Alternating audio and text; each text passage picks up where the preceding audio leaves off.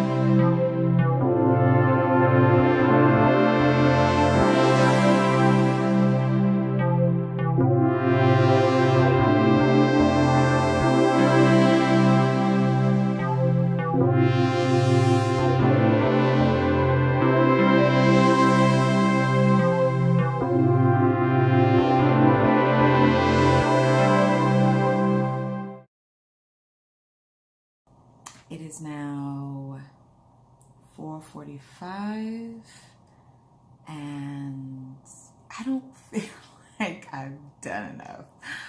I feel like I should do some more because I feel like I've only typed up just the sleuths or detectives bio and a few other things about the mystery, like basically for the first book. I really want to work on this some more. I'm tempted to, especially since it's only 4:45. But I know that the moment that I start back on this, I probably won't even look at the second and third chapter for my romance, and that needs to be done. Really debating it. However, there were some things about my detective that I had been trying to figure out for a while, and just typing it out, just all about her. I mean, I had like little tidbits about her, but I didn't have an entire, I guess you can say, book on her. Now that I do, I kind of feel a little bit better. I will feel better when I do get to my murderer in the first book. There's a murder. Spoiler alert. I will feel better when I get to my murderer and actually start working on them, because I don't want them to be a cardboard cutout type of person. I want them to have a very good reason to do what they did. I want them to be so fleshed out, like the detective, to the point that the reader will feel like, oh, well, I think it's wrong that he killed this person, but at the same time, I kind of understand him or her, whatever. So I want to get to that. I kind of want to flesh out my other suspects too, because they have their reasons as well. And I don't want them to just be the butt heads of suspects. That's not really the word I'm thinking, but I don't want to say the other one. It's so terrible. I don't want them to be the butt heads of the city, the butt heads of suspects. I want them to have a reason to have their attitudes, to have their nonchalant personalities and the hatred or the dislike that they had for the victim. I want there to be a good reason. So I think that's what I'm going to do. I think I'm going to go ahead. I know I'm not going to finish this binder or this notebook today. I know that's not happening because of the simple fact I have a lot of characters. Like the papers that you've seen are everything I wrote out about each of the characters. I just never really fleshed them out so far because this is my first mystery. So I've never had to flesh them out so far. With the other things that I've written in the past, I usually let the characters explore or tell me about themselves. And then when I started learning to plot, the first thing I always would be the characters. I guess I just love characters. I love names. I love the meaning of names. I love trying to figure out people. I even do that in real life. Probably should have went to go be a psychiatrist or a therapist. But anyways, so I love doing that. And I've been doing that since I first learned how to plot, quote unquote. So I think that's what I'm going to do. I want to discover the rest of these characters, even though there's other parts of this notebook I really need to be doing, like the location. I know what the location is. I just don't have a name for the location. And I need a name for the location, because this location is going to be very important, especially if I decide to make this mystery a series. I haven't decided yet. I think I'm going to, though. I'm really leaning toward it because I can just see books on top of books with this particular series. And plus, I like the detective. I can't see me getting tired of her for a bit. Even her friend, her sidekick, I can't see myself getting tired of these two, because these women originally, and I'm going to be honest with you, these women originally were not even supposed to be part of a mystery. They really were supposed to be part of a women's fiction story I had started to plot out. But for some reason, these two did not fit in this story. I kept looking at them. And my husband and my son will tell you, I just sat there and I just kept looking at these two characters, and I would change them around. Their names stayed the same, but I kept changing them to trying to put them in different roles in the book, and it didn't work out. And I was just like, yeah, I don't know what's wrong with them. And then one day I just walked away from it and went to go sit down and kill some brain cells with some TV, and it finally clicked that the main character that's my detective now, I really, really liked her, and I could just see her solving mysteries. I seen her running around town being not a busybody, but basically helping people, because this is what she did in her previous life. So that's how actually the mystery came about, because honestly, I didn't think about writing a mystery at all. I was just stuck on writing romance and women's fiction and working on plotting out a young adult fantasy, and that's not easy, especially if you haven't done young adult in a while. It's kind of like, okay, you got to get back into that mindset that you were before when you first wrote those young adult books. But that's a story for a different day. So what I think I'm going to do, because I really, really need to do besides cook dinner, What I'm going to do is I'm going to end the video here, because honestly, if I keep going, y'all will seriously sit here and watch me finish this entire binder. And I know I have to cook dinner, and my little ones have been so patient with me, and I applaud them. And I think I'm going to go ahead. I'm going to end the video right here. But if there is anything, if you want me to really go into depth about how I plan out my characters, leave it in the comments and I can make a video on that. If you think I should do more writing vlogs, put that in the comment area too. If you think I should just stop, just let me know that too. That's okay. That will not hurt my feelings. That will let me know, hey, that is not for you.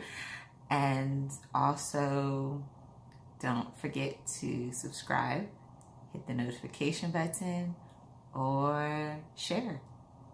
Peace and love.